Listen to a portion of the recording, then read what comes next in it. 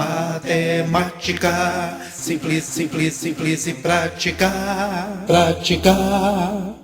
Olá, eu me chamo Dimas, sou professor de matemática do canal Matemática Simples e Prática. Seja muito bem-vindo, seja muito bem-vinda. Nessa videoaula eu trago para você a correção das questões que caíram aí na prova do Banco do Brasil para escriturário agente comercial. Então, a você que fez a prova aí do banco e quer saber como que resolve cada uma das questões, ou para você que está de olho nos concursos, aí é muito importante que você veja como resolve cada uma das questões. A primeira questão diz o seguinte: para os 6 primeiros meses de um investimento, a evolução em milhares de reais de um certo investimento de R$3.000 é expressa pela fórmula m de x, que é igual a menos 1/4 que multiplica x menos 4 ao quadrado mais 7, onde m de x indica quantos milhares de reais a pessoa poderá retirar após x meses desse investimento. Um cliente pretende deixar esse investimento por 6 meses. Nesse caso, de quanto será sua perda em reais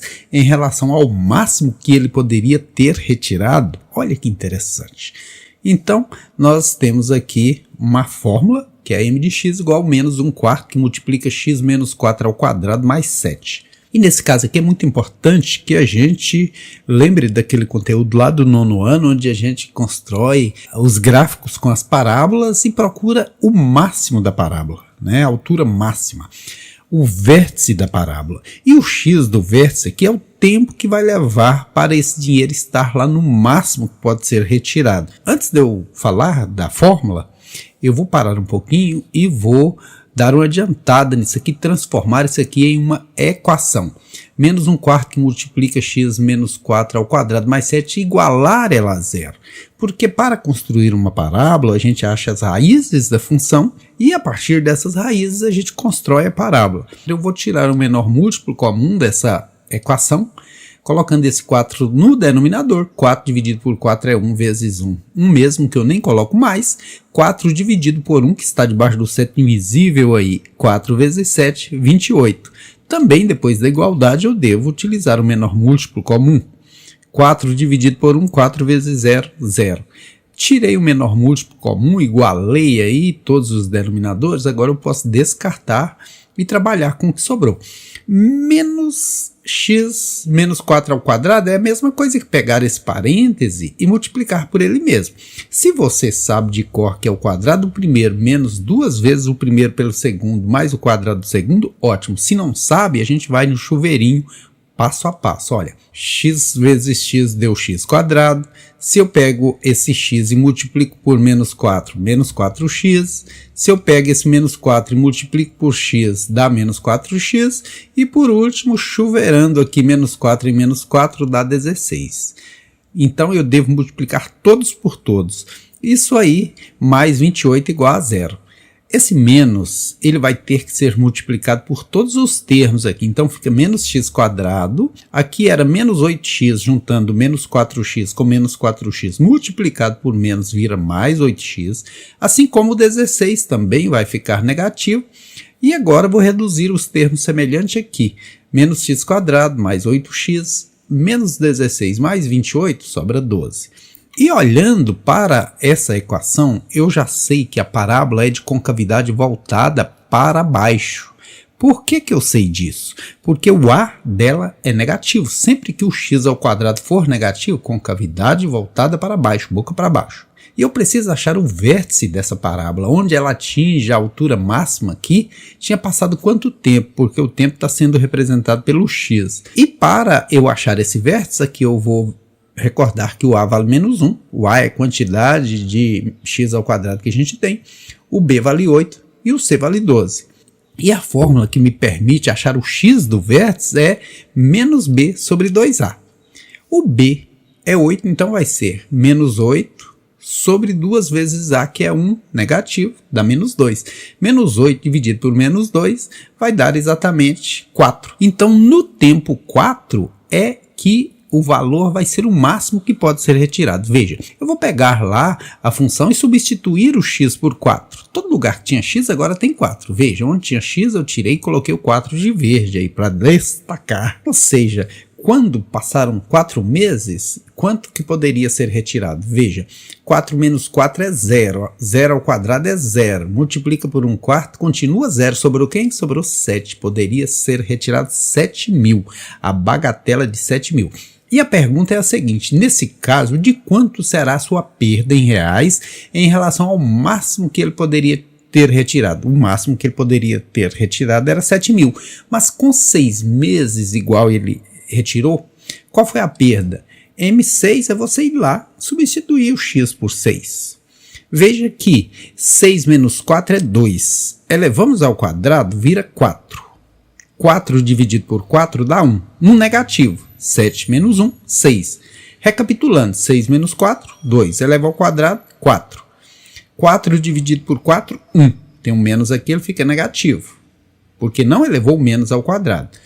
Então, quem tem 7 perde 1, fica com 6. Como ele poderia ter retirado 7.000, porém, ele retirou com 6 meses, retirou só 6.000, ele teve uma perda de R$1.000. A alternativa correta, letra A. Mas caso você não se lembrasse mais dessa fórmula, daria para ir pelo método prático. Veja bem, se você pega aqui e substitui o x por 0, dá certinho. Todo lugar que tem 0, quer dizer, sem passar tempo nenhum, no dia que você foi, colocou lá 3.000, você vai retirar. Aqui esse menos 1/4 multiplicado por 16, porque menos 4 ao quadrado dá 16. 16 dividido por 4 dá 4, negativo, porque tem um menos aqui. 7 menos 4, que dá 3, ou seja, no dia que você pôs 3.000, você poderia ter retirado os 3.000, voltado da fila para casa. Agora, depois de passar um mês, o que acontece? A gente vai colocar 1 aqui no lugar do x, que representa tempo. 1 menos 4 é menos 3. Eleva ao quadrado dá 9, então isso aqui vai dar 9/4. Aqui continua menos 1/4. 1 menos 4 é menos 3, elevamos ao quadrado dá 9. E aí a gente vai ver o que dá. Se eu dividir aqui, ó, 9 vezes 1, 9, dividido por 4, 2 vezes 4, 8 para 9, 1, vírgula aqui, né? 2 vezes 4, 8 para 10, 2, 0, 5 vezes 4, 20, 2,25.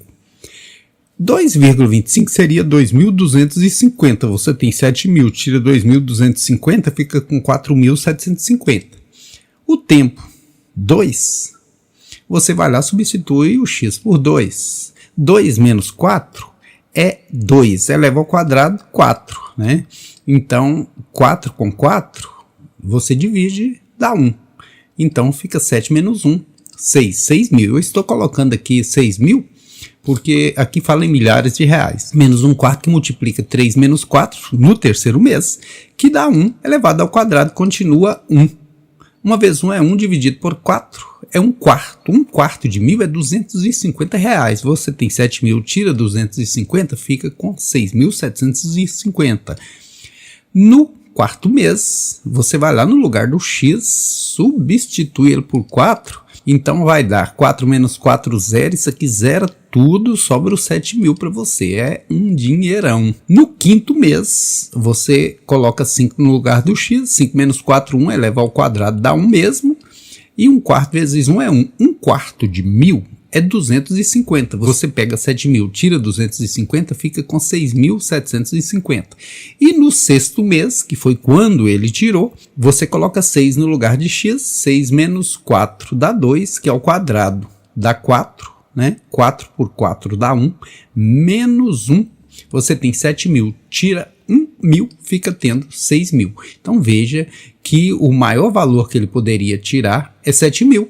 Como ele tirou 6, houve, no caso, aqui uma diferença de R$1.000, certinho? Tanto por um processo como por outro. O importante é que você saiba resolver. A questão 17 ela é uma questão bem simples e exige soma dos termos de uma progressão geométrica. Um garçom ganha um salário fixo por mês mais gorjetas diárias. Como regra, ele se propôs a cada dia do mês guardar um pouco do que ganha de gorjetas para fazer uma reserva financeira. Isso é muito bom, né? Que é depositada no banco ao fim do dia 30, exceto em fevereiro. No dia 1, ele guarda R$1, no dia 2, guarda 2, no dia 3, guarda 3 e assim sucessivamente, até que no dia 30 ele junta R$30 ao que vinha guardando e faz o depósito. Em um determinado mês de 30 dias, ele precisou gastar tudo que havia juntado até o fim do dia 15, são aqueles imprevistos, né? Mas quis repor esse gasto. Para isso, guardou do dia 16 até o dia 30 um valor fixo de X reais por dia, de modo que no fim do mês depositou a mesma quantia que vinha depositando todos os meses, exceto em fevereiro, porque é um mês que tem menos dias, né? Qual é o valor X? Então, na verdade, a parte matemática dessa prova não estava difícil. Agora, essa é uma pegadinha. Porque, veja bem, ele vinha depositando até o 15º dia. Teve que gastar esse dinheiro. Então, ele vai depositar daí para frente uma quantidade fixa que, ao final, somando, dá o mesmo que ele economizou todos os meses, né? Então, o que ele vai fazer? Primeiro, a gente vai saber quanto que ele economizava todos os meses. E a soma dos N termos de uma PA é dada por A1 mais AN vezes N sobre 2. Você pega o primeiro e o último, soma, multiplica pela quantidade deles e divide por 2. No caso aqui, a soma dos 30 dias vai ser o A1, que é o primeiro dia dele, cuja economia é R$1, mais o AN. AN é sempre o último termo, que é o último dia do mês que ele economizou R$30, vezes a quantidade de dias que o mês tem, que é 30, sobre 2. 30 mais 1, 31. E eu posso dividir 30 por 2, que dá 15. 31 vezes 15, 15 vezes 31, 5, 15, 1 vezes 31, 31, 5, 6, 465. Porém, veja que ele gastou todo o dinheiro no 15º dia e do 16º ao 30º dia, que também dá 15 dias, ele vai depositar um valor fixo.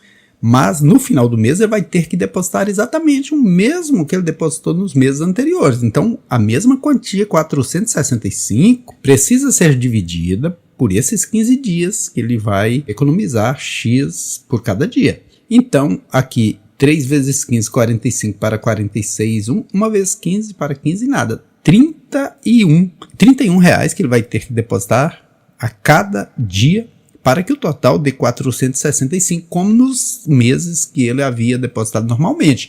A alternativa correta, letra E. A questão número 18 é uma questão muito simples, eu considero a mais simples dessa prova. Uma empresa paga um salário bruto mensal de R$1.000 a um de seus funcionários. Além desses honorários, a empresa deve recolher o FGTS desse empregado. Sabendo que o valor pago corresponde a aproximadamente 8,33% do salário bruto, qual o valor pago a título de FGTS, Fundo de Garantia por Tempo de Serviço, por esse funcionário?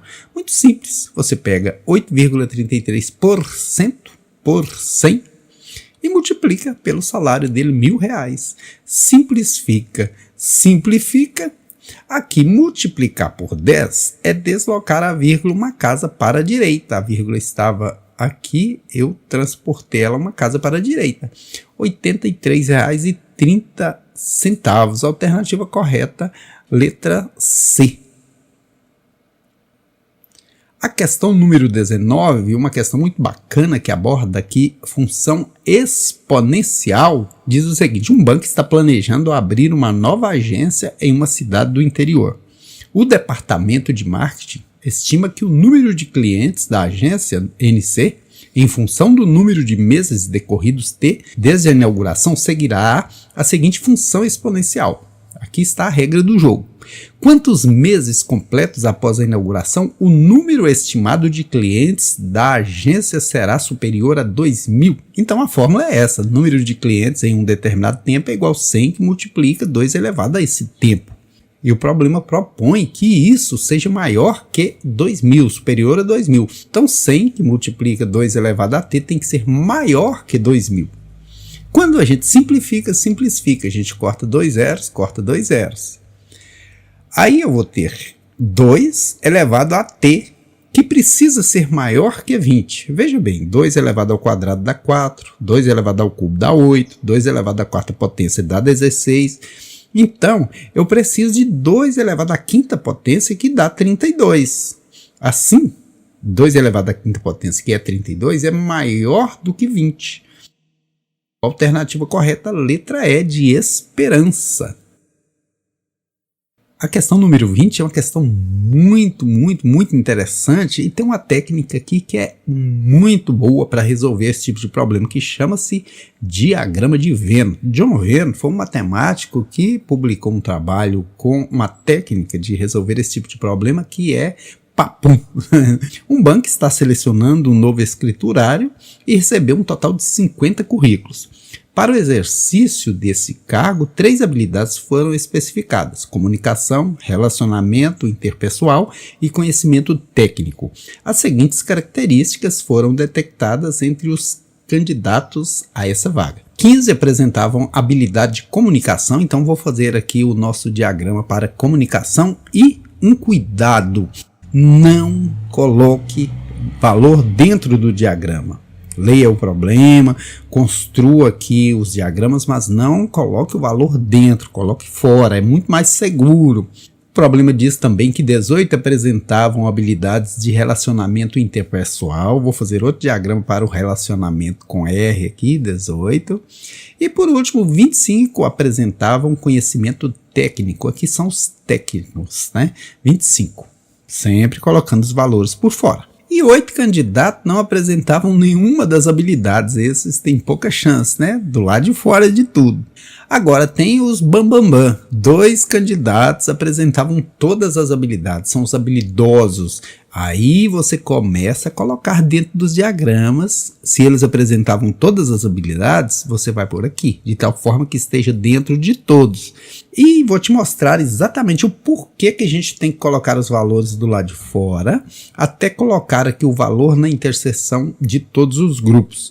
Porque quando diz aqui que 6 apresentavam habilidades de relacionamento interpessoal e de comunicação, eu vou colocar aqui somente 4. Por quê? Porque já tem 2. Se você não começar aqui do centrão, você coloca esses 6 aqui, a hora que juntar com esses dá 8. Mas na verdade não são 8, são 6. Por isso que você começa da interseção entre o maior número de grupos e dela você vai expandindo para as periferias. Por exemplo, 8 apresentavam habilidades de relacionamento interpessoal e conhecimento técnico. RT, 8, mas já tem 2, então eu coloco só 6. E agora a gente vai fazer as continhas aí. Olha, para completar 18, aqui faltou quanto? 6 e 2, 8 e 4, 12. Para 18 falta 6. E a dúvida está aqui. Aqui que é a pedra no meio do caminho. O que nós vamos verificar? Que se a gente pegar aí o total, que é 50, e dele a gente tirar esses 8 que não tem habilidade, sobram 42 que tem alguma habilidade, ou 1, ou 2, ou 3.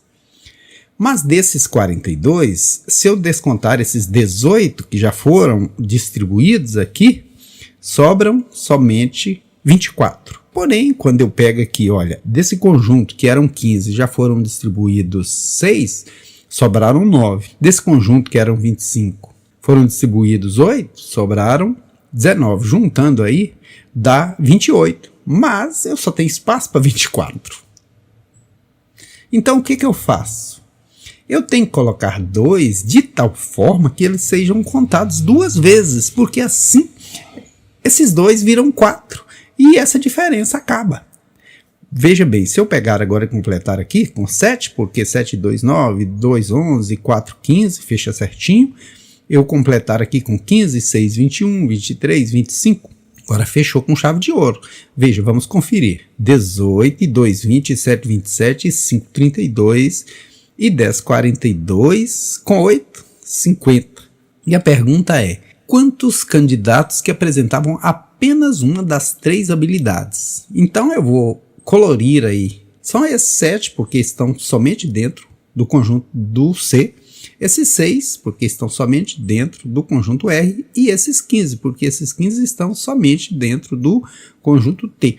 Juntando 15 com 6, 21, com 7, 28. A alternativa correta, letra A. Espero que você tenha ido bem na prova, que você tenha fechado a parte de matemática e olha que dava para fechar. E só para fechar a aula, eu estou aqui elaborando minhas videoaulas. Minha filha cursa arquitetura e nesse período de pandemia ela está fazendo estudo à distância e estava assistindo uma palestra e eu ouvindo uma fala que eu achei muito pertinente que diz o seguinte: o custo de qualquer conquista é o esforço.